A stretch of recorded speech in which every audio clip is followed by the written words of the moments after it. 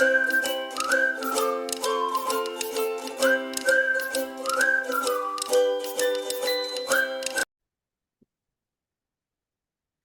everyone.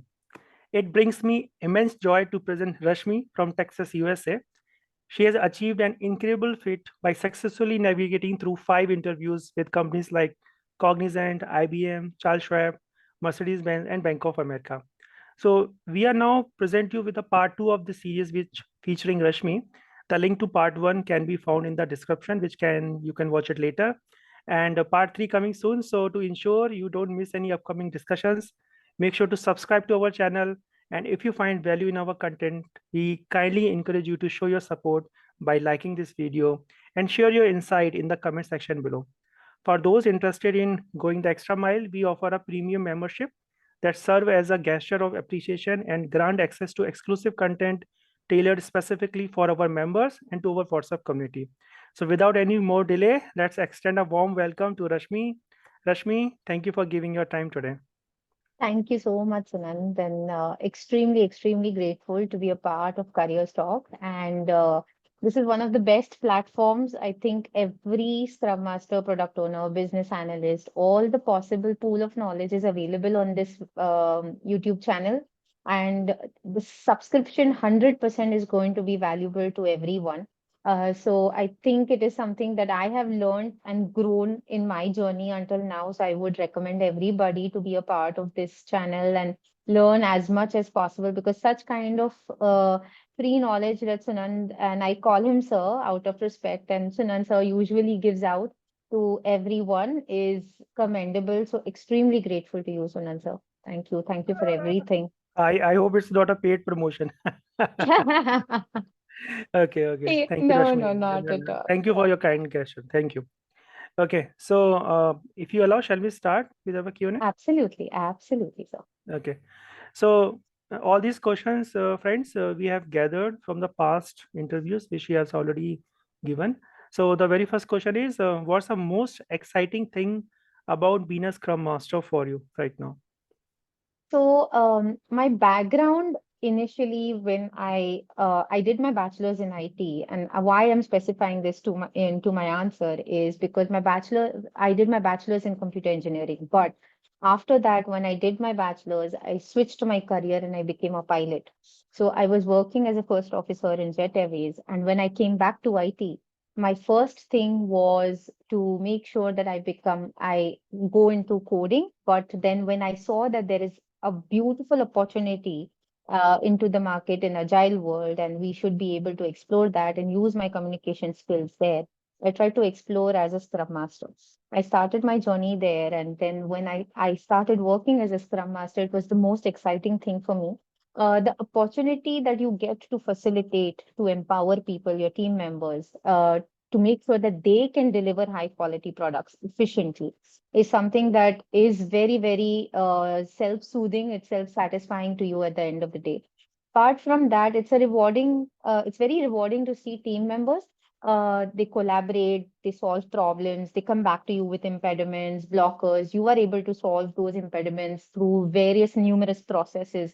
Try to collaborate with different team members, and it's not limited to your particular team, but you are trying to cross-functionalize and go beyond your team and make sure that the dependencies are solved. So this kind of a dynamic nature or dynamic role for, say, as a scrum master, is something that keeps you very engaging almost the entire 8 to 9 hours of our job.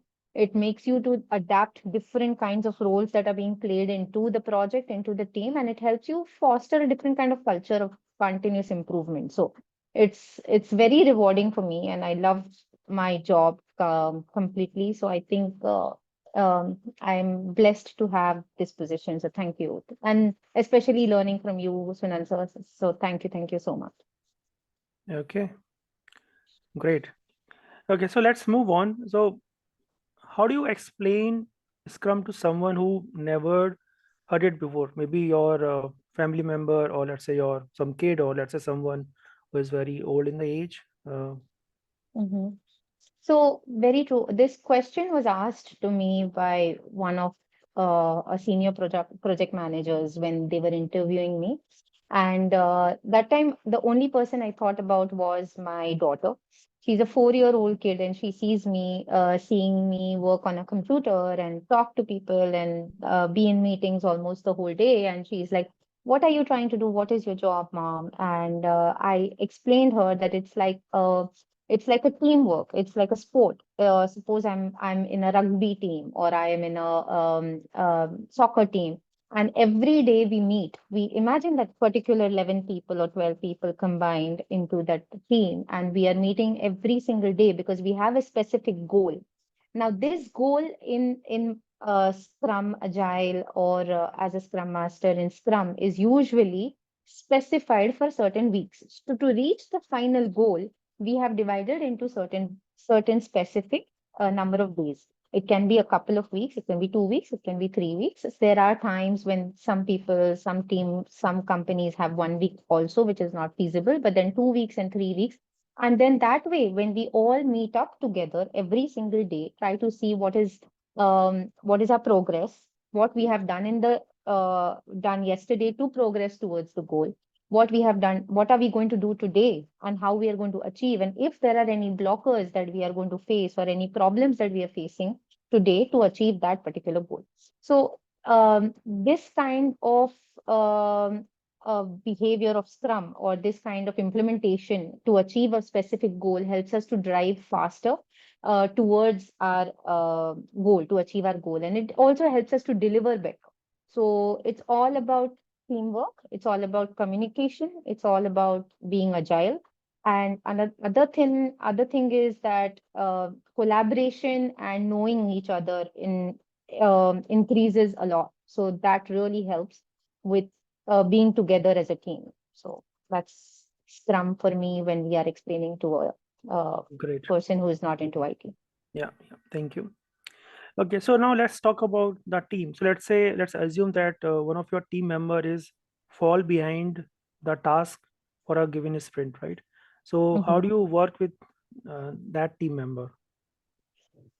Okay. So when especially there are times when team members can be behind a specific priority that has been set, or timeline that has been set, and a due date that has been set. So the first thing, as a Scrum Master, there can be people who are questioning. I need to know in the daily stand up. I come to know that okay, this situation has been happened with certain particular person.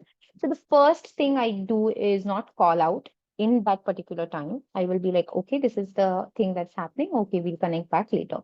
So the first thing I do is assess the situation. I will go and speak to the person privately, make sure that I talk to the person, understand what's the situation, why they are falling behind. Is there something personal reason, or is there something that there is a lack of understanding in priority between of work that has been assigned to them.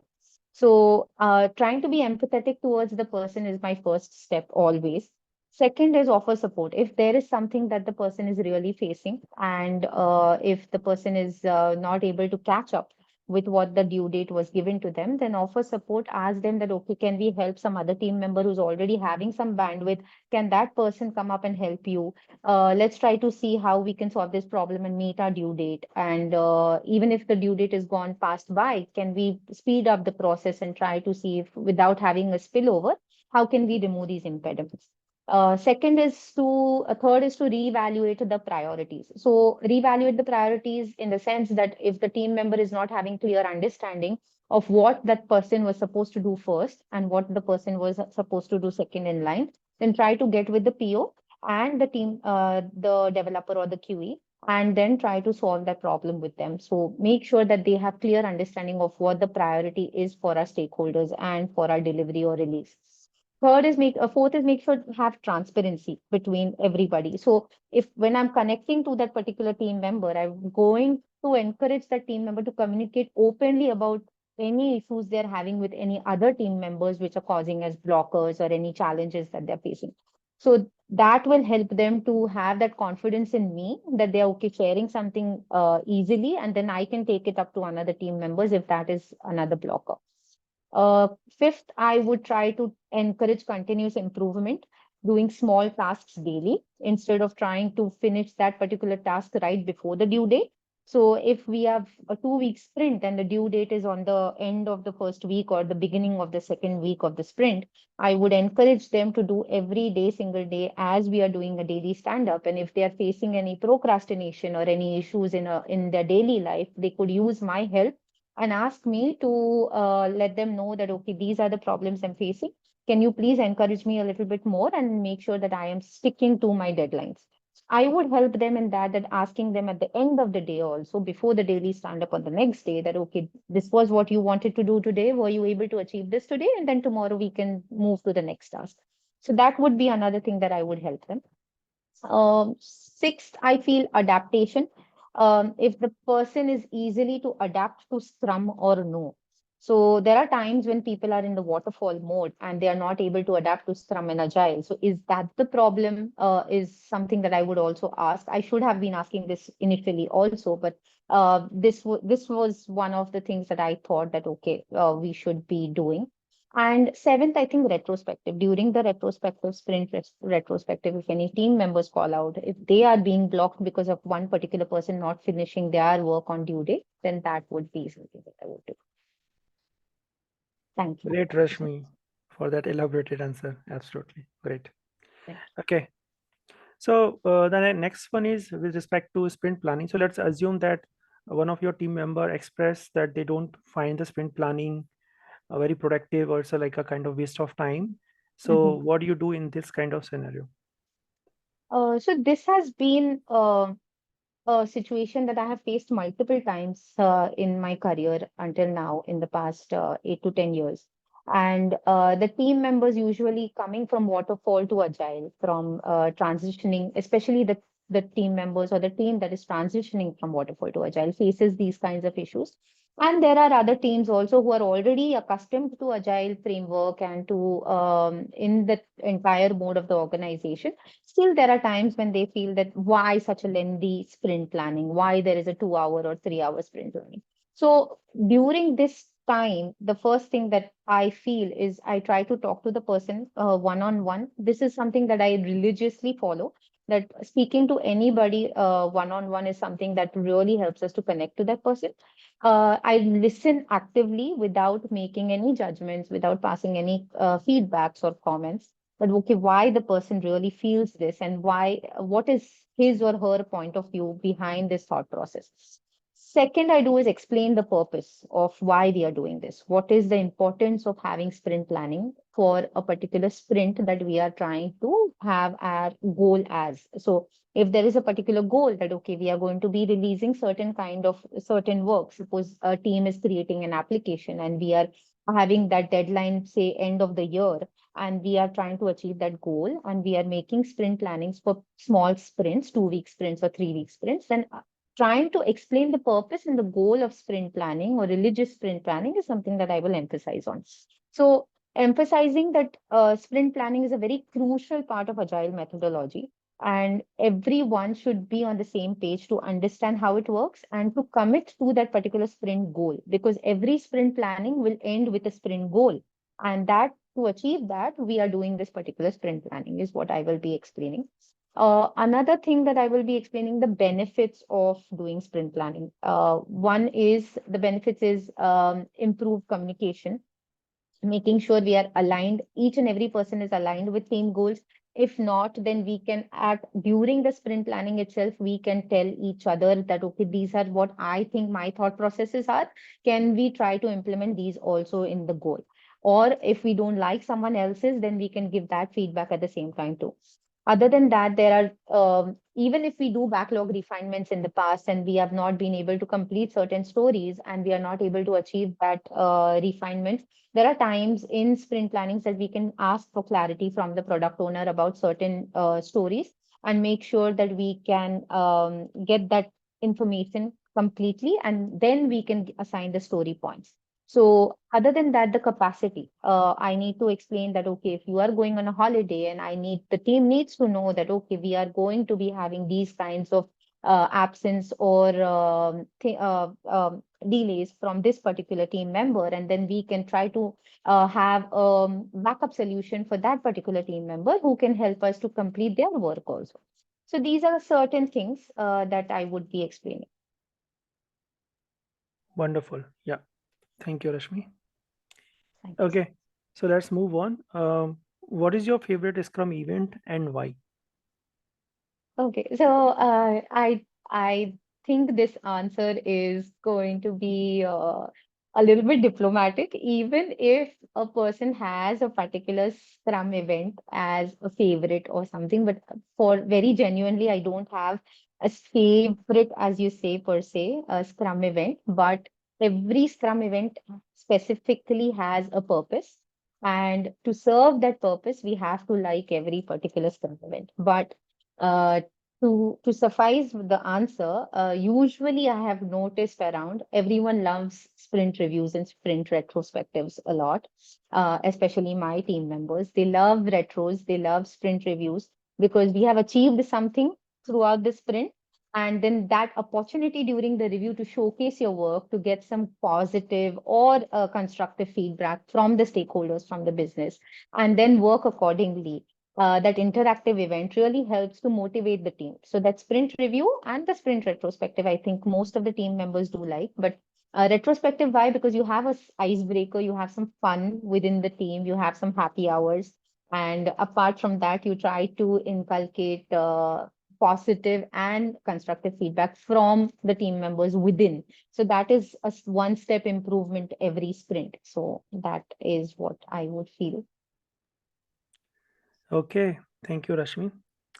Okay. So before we move on, friends, if you came this far with us in this session, I don't see a reason that why you don't hit that like button. Your one like motivate our team to create more seamless sessions for you. So please hit that like button. Yeah, that like button. I'm watching you. I'm just waiting. Will not move until you hit that like button. Yes, yes. Okay, thank you. Okay, Rasmi. So let's move on. So how would you motivate your team members when they feel discouraged? Because there are a lot of times when people feel discouraged. So if you have seen something in the past and would like to share with us. Sure. So, this is something that happens very often with everyone. We are all humans, and when it comes situations like these, maybe on a personal front, on a work front, into the team, we usually have certain situations of someone trying to probably motivate, but in a different manner to the team member, and the team member feels discouraged. So when I noticed something, and especially this happened recently within my team, that there was a QE member who was feeling very discouraged and very low because she was feeling that she's not getting the visibility within the team. And whenever she used to speak to her peers, she used to ask questions that she wanted to speak into the during the daily stand-up or during the collaboration time. And those questions were asked by the peers themselves, and then she was not getting that visibility, so she was feeling discouraged, and she was feeling that okay, she's not having that understanding by herself that why this kind of situation is being arised. So when I spoke to her, I understood her situation, I tried to speak to her, I listened to her, what exactly her mindset is when she's feeling like this from her peers, and did she talk to her manager about this, that okay, why he is doing something like this. So when she told me that probably there is a miscommunication from his end and her end, and maybe he wants the visibility, or the questions that she's being asking about certain work that the developers are doing are much more higher in caliber, you could say. But maybe the person was not getting that visibility because of that, and that's what she felt. So when I spoke to her, I told her maybe what we can do is try to find a solution to this instead of being upset about it and discouraged about it. Let's see that, okay, in maybe if you're feeling a little bit threatened for your position, your visibility into the team, you ask questions directly during the team meeting and don't share it prior to your manager or to your peers and to another team members. And you can be transparent about it later also, that, okay, this was the issue that I was facing, and I asked directly to the developers. So that helped her speak more confidently during the team meetings. And that gave her the visibility that, okay, she's asking the right set of questions also. She's getting that understanding of what work the developers are doing and how she should be implementing and trying to test in a better quality. So keeping quality first, she was able to also try to gain visibility within the team. So this was one. So apart from this, like when such situations arise, that we need to tell the team members that, okay, we need to first of all acknowledge what the situation has happened. If the situation is something that we can solve it within ourselves, uh, if not, then can we speak to the person who we feel that, okay, is because of which we are feeling discouraged, or because of the situation that we are feeling discouraged. Also, there can be a problem of skills. So there are times when someone is very high in skills, their skills or their way of working, and someone is junior level and they've just joined the team and they are trying to gain their visibility within the team. So probably helping them to shadow somebody else, trying to see that, okay, they can work with someone else, try to gain as much as knowledge, try to develop and improve their skill sets, and they will be able to feel more confident in their work stream. So, Thank you, Rashmi, for that. Okay. Okay. So on a similar note, like what do you do if there is a new team member? So how do you integrate a new team member in your existing team? okay. So, first thing is introducing the team member uh, to the entire team, trying to get to know the team member myself, welcoming the team member into the team, giving them a small background about what work we are doing, trying to explain, okay, this is our goal for our product or our quarter or our entire year, explaining them short goals, and then making sure that we give them entire background information, making sure that we are setting them up for success in the first 2 weeks by helping them to gain access to all the necessary applications that are required, and introducing to them to the peers also, and not only specifically binding them towards the team, so that they know that who they are going to be reporting, or who they know, who they need to be talking to in future also. Third, assign them a buddy or a mentor who can help them to gain as much as knowledge in the first 2 to 3 weeks to get their onboarding done. That way, they will be able to understand that, okay, this is my work stream, this is what I'm supposed to do, this is my deliverables. I will be able to complete these things with the help of this particular person, and I can reach out to this particular person in case I'm facing any impediments or any blockers.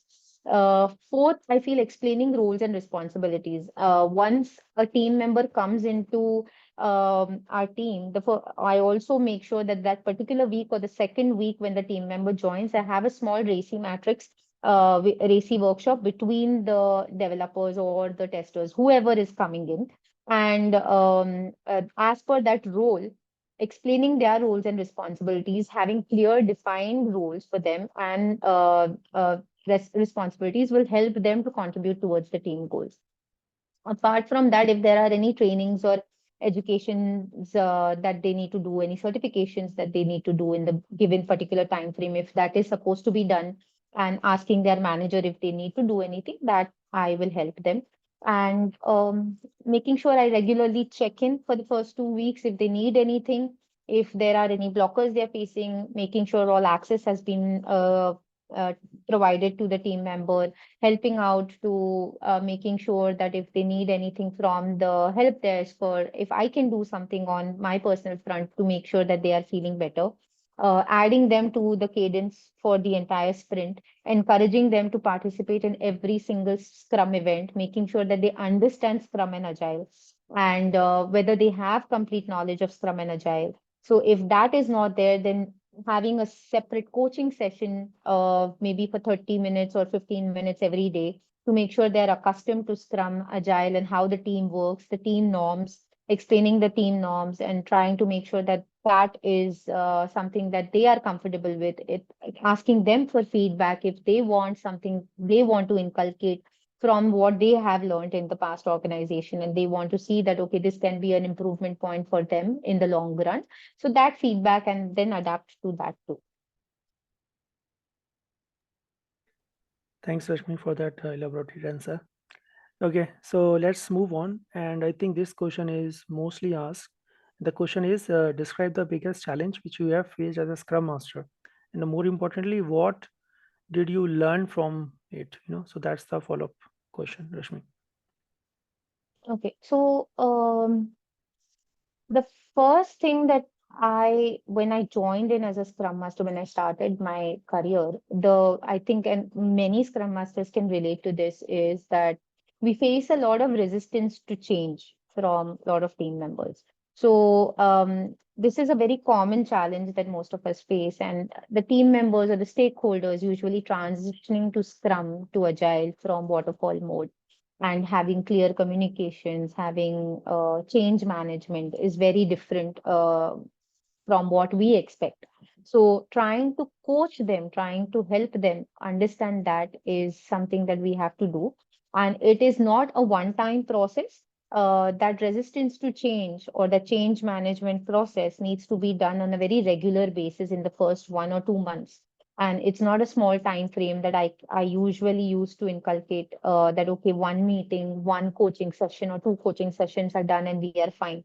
It doesn't work like that. For me, it hasn't. So I have seen that the team members need constant understanding that, okay, these are the things.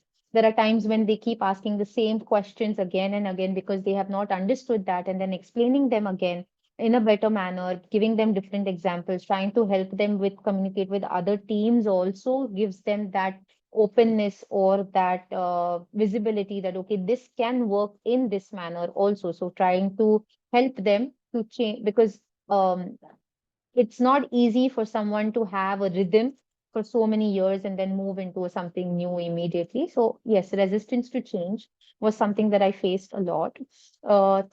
Second is lack of clarity.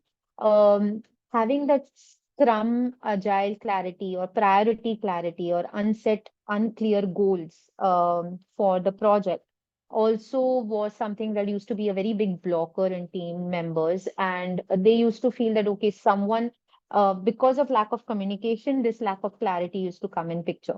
So making sure in the Scrum calls, in the daily stand-ups, instead of me talking more, I used to encourage, I still do that. I encourage the team members to communicate and talk to each other more, making sure that, okay, they are asking the questions that they need to ask, and I will interrupt or I will try to step in when I am asked for. So that helps the team members to become self-manageable. They have that clear product vision.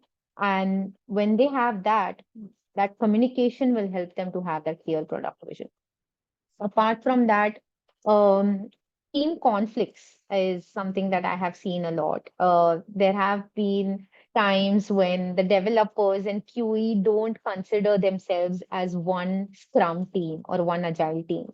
So that explaining the team members that, okay, we are not a set of developers as one team and set of QE as one team. We are one team, and the product owner and Scrum Master are part of the team. So we have to do everything together. Maybe if someone is not able to commit to something that you have asked them to complete, then let's ask each other and develop that rapport that, okay, that person is comfortable to tell us that, okay, I'm facing this issue, please help me out. So trying to solve those team conflicts in a subtle way is something that has been a major issue also that usually we as Scrum Masters face. Another thing that I have faced is overcommitment. There have been times that teams overcommit during sprint planning, and maybe there are times when the product owner also comes in picture during this situation. That, okay, the stakeholders or the business has a certain requirement, and we want to commit to that requirement, so we try to push the team members to commit to the same. So when such situations arise, I step in and I try to explain that, okay, let's try to commit in and keep the velocity maintained for as per the last 2, 3 sprints. And then we can increase it if we have bandwidth towards the last week or one, if it's a 2 week sprint, then last week of the sprint. That way, what will happen is that we can increase our velocity also, and we will not be encountering with spillovers. So that helps the team members to understand. So that overcommitment reduced because of this. Apart from that, product owner challenges is something that I have faced. Not too many times. Luckily, touch wood, that I have got really great product owners, and they have been very good friends of mine until now. And they usually try to communicate every small thing. If there is a positive feedback or a constructive feedback that as a Scrum Master I try to give, they do inculcate in their habits. But mostly there have been challenges that in the initial stages of my career that I faced, that the product owner is more towards the product side and not towards the team also. So that gap is there. So bridging that gap between the product to between the stakeholders and the team members and the product owner is something that we Scrum Masters have to work on. And it's a process that we usually try to get them on our book, try to explain them that okay, you are also responsible for this team, and you are part of this team, and explaining them Scrum and Agile and making them very connected towards the team members helps in that. um, Apart from that, I think, yeah, another, usually we face certain issues with remote work also. So with remote works, there are times when we have different priorities because we are in our construct in our space, and there are challenges that okay, we are not able to meet deadlines because of that too. So it's a very good thing that we are able to do remote work, but there are certain drawbacks also, and trying to overcome those drawbacks. So this is during the past 2 years that I faced, but usually it's not something very difficult to overcome. It usually helps the team members to also be flexible with their time frame. So that is something that I have seen as a Scrum Master. Great, great, wonderful. Okay, thanks a lot. You have given a lot of challenges. I think that's a wonderful, because this is Thank the you. most asked question, and yeah, whoever is watching this session, I think they can take a few good notes from this session. Okay, let's move on. You talk about constructive feedback. So, how do you respond to or take in constructive feedback? It can be from your team members, it can be from your PO, it can be from your client, it can be from your project manager. Absolutely. So, um, when someone is preaching something, if we don't inculcate in our daily lives, it's something that we are not true to our values. So, I have recently, very recently, this example happened, and this thing happened within our team. So, my SEL, he wanted me to play a little bit more cross-functional role, and he was having certain expectations, and he gave me a very good feedback saying that, okay, can you help Rashmi with the team members to trying to be more collaborative, trying to see that, okay, how we can be able to streamline our priorities, and if you can help the product owner to be more stepping in and not be dependent on the program manager itself. So that because the program manager is having certain difficulties on the personal front, and the program manager is present within the team only 3 days a week, and 2 days he is off.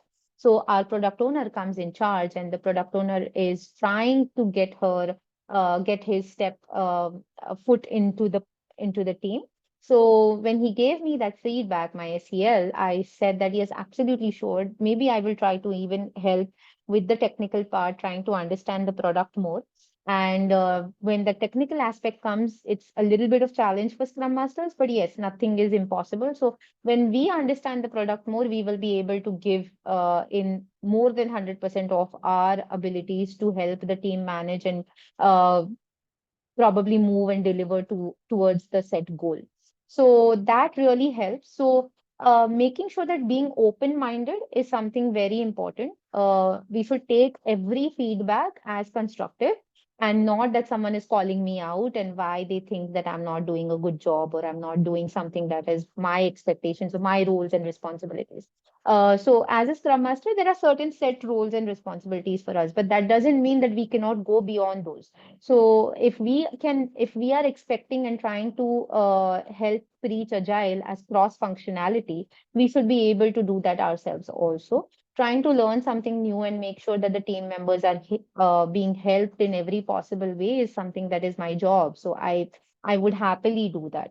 Another thing is try to take clarification if I think I have not faced this, but if I think that okay, that feedback is not something that I feel is constructive. I feel it's more on a personal issue or a personal. There can be times personal conflicts also within team members. So if that kind of a situation, if I feel or sense, then we can ask for specific examples that okay, when did you feel that I didn't do certain kind of a thing, or when did you feel that okay, you think that I need to step in more. So that kind of examples will help the person who's giving feedback also get more clarity that, okay, whether the person is giving a correct feedback or not. And avoiding being defensive. Instead of being defensive, try to accept it with open mind. Try to make sure that, okay, these are some things that, okay, I can take as my action items in the next 2 weeks.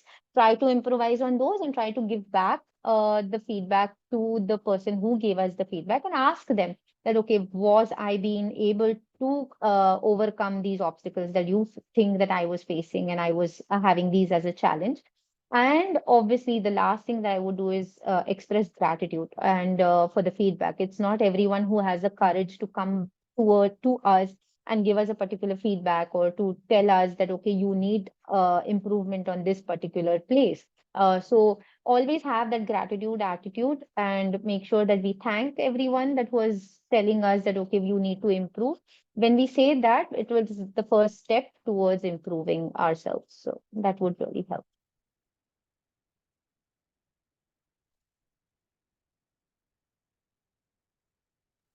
Okay, thank you, Rashmi, for that. Okay, so last one for the day is, how do you stay organized when you manage multiple projects, different meetings and different resources, different tasks? The priorities are different because nowadays Scrum Masters are work from 2 to 3 teams, if I right? So how do you manage, how do you organize your day? So we are using different agile tools, and these agile tools are made in such an amazing way. The applications are so great that they help us be organized in a very particular way.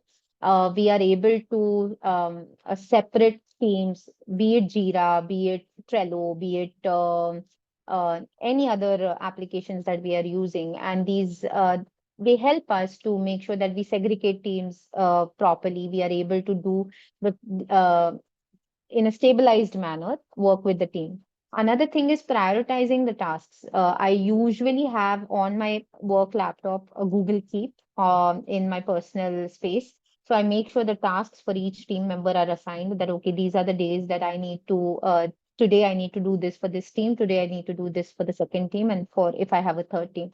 Luckily, I have two teams right now. So for these two teams, I usually try to prioritize each day what are my action items, what are my set goals for that particular day. Also for the week, there are times when you have to do certain, having the cadences lined down. I know we have our meetings set up and they pop up, but that if you have something written, you will be able to prioritize much more easier with other team members and our own action items also.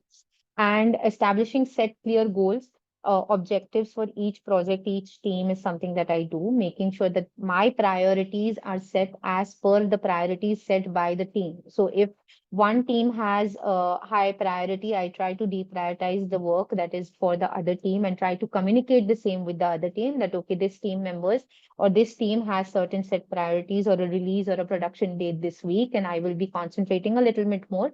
Having open communication, transparency also really helps. Apart from that, there is matrix, Hessenhover matrix that you usually try to use. I usually try to use between urgent versus very important. So there are quadrants when you try to put work into quadrants. You try to make sure that, okay, this is urgent, this is important, which is not urgent, which is not important. And that way I can determine my priorities much better. Maintaining calendars, usually we have our work calendar, but we have a personal work also during the day sometimes. Very honestly, very transparently speaking, when we are given our 8 hours, we are not sitting on our chair or our table for 8 particular hours, especially when we are working remote. We have different priorities also. So when we have certain set priorities in our own Google Calendar, and I usually color code my personal work and versus my teamwork. So if there is anything that I have to inculcate during my work hours, I make sure that's clearly communicated also to the team members. And apart from that, I make sure that I am not missing any deadlines that are set for me and towards the team. Um, Other than that, I usually review backlogs, making sure that the backlog is prioritized, speaking to the product owner, making sure that I ensure that the meetings have been set up in a proper way. If there are any expectations from the team members, I ask them every day if there is anything that they want to delegate, any tasks, any responsibilities towards me for the next day. This is something I do on a very daily basis. And before end of the day, 2 hours before the end of the day, is this question I put in the group chat.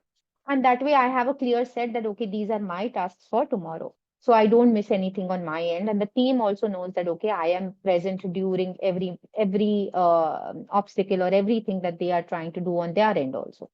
Um, Apart from that, staying informed, there are times when there are certain communication gaps between the product and the Scrum Master also, if the Scrum Master is not present in all the meetings with the product owner. So meeting up with the product owner every day, once a day, trying to make sure that if there are any additional changes, if there are anything that has been changed in the priority that has been set as a goal for that particular sprint or that quarter, if they've come to know anything new from the stakeholders, if there are any changes in the business requirements, then those things help me, so that 15 minutes of blocked time with your product owner will really help us to step up in our game. And this kind of routine, automating this routine in our daily life will really help us. It helps me a lot to make sure that I am being on track. And the last thing, that I stay away from my phone. I am not indulging in my phone at all during my work hours. It usually stays in another room, or if my Teams is on my phone, the only thing that I do is if I step out of my chair or my table, that's the time when my phone is with me, so that I don't miss any message from my team. So since social media is so active nowadays, we try to spend a lot of time on that. So that is something that I try to stay away from. And practicing self-care also during, since we are working remote, I encourage my team also to do this. Get up every hour for 5 minutes, 10 minutes, try to walk on space, try to move around. It really helps us. So Wonderful. Okay, so with this, we come to an end of this session. So thank you, Rashmi, for sharing your experience. We look absolutely. forward to more such sessions from you in future. And friends, if you're struggling to clear your Scrum Master interview or looking for a transition to a Scrum Master role with hands-on training, please do drop a mail. I will share the details in the description. And don't forget to express your support by liking this content and sharing your thoughts in the comment section. So thank you for timing. Yeah, Thank you so much, Anand. Thank you so much. And for everyone, thank you so much for listening and being a part of CareersTalk. This is the most elaborate and the most biggest platform for Scrum Masters, for product owners, business analysts. So please utilize and subscribe and make sure that you are gaining a lot of knowledge, growing in your career because of so much abundance of knowledge given by Sanand sir. So thank you. Thank you so much, Sanand, for everything. thank you. Thank you, Rashmi. Okay.